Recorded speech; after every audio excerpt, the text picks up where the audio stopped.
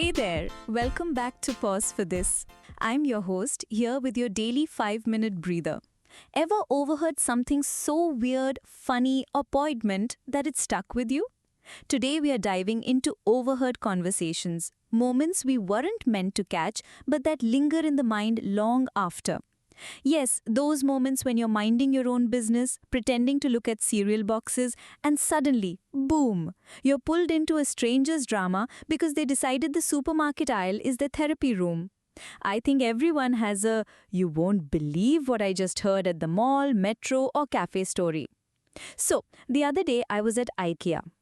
Now, IKEA is basically a relationship stress test disguised as a furniture store. If you want to know whether a couple will last, don't look at their Instagram, take them to IKEA. I overheard this gem. A husband points to a picture frame and says, "Should we buy this?" His wife snaps back, "Sure, let's buy it. We'll put a picture of you and your manager in it since you clearly spend more time with him than me." Friends, I swear I nearly dropped my pretend house plant trying not to laugh. 10 minutes later, another couple, this time fighting over a corner table. The husband mutters, "It looked good in someone else's house." The wife, "Oh really? So you decorate her house and she decorates ours?" Oof, my heart sank a little. These snippets, raw, funny, are more than overheard chatter. They're flashes of real emotion, glimpses of relationships shaping right before us.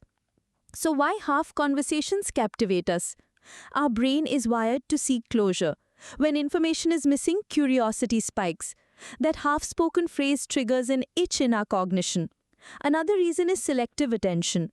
Like the cocktail party effect, where hearing your name in a crowd snaps your focus, half-alogues force our attention to wrestle with unpredictability.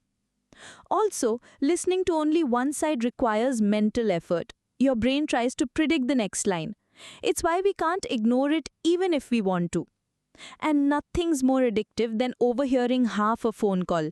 There's even a term for it, half a log. You know when you hear just one side of the conversation and your brain goes into detective mode? Like, "I told her not to put it in the fridge." "Excuse me? Put what in the fridge? Ice cream? Batteries? I need answers, random metro lady." But overheard moments aren't always funny. They can be oddly moving.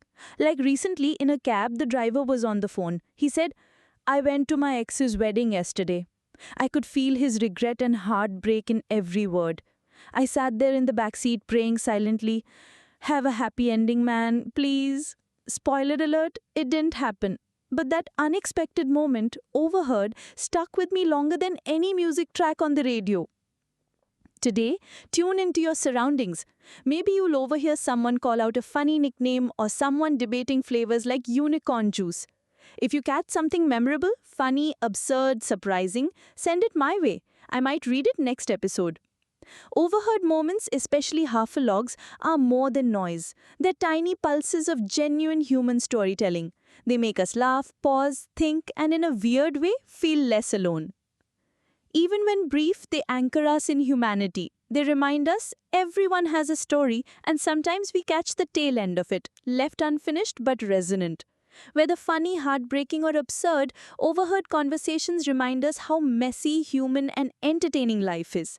It's like tiny episodes of a sitcom playing in the background of our day. That's your micropause for the day. Thanks for hanging with Pause for This. Tune in the next time for another funny, thoughtful, and very real slice of life. And until then, keep your ears open because life is basically an unscripted audio drama.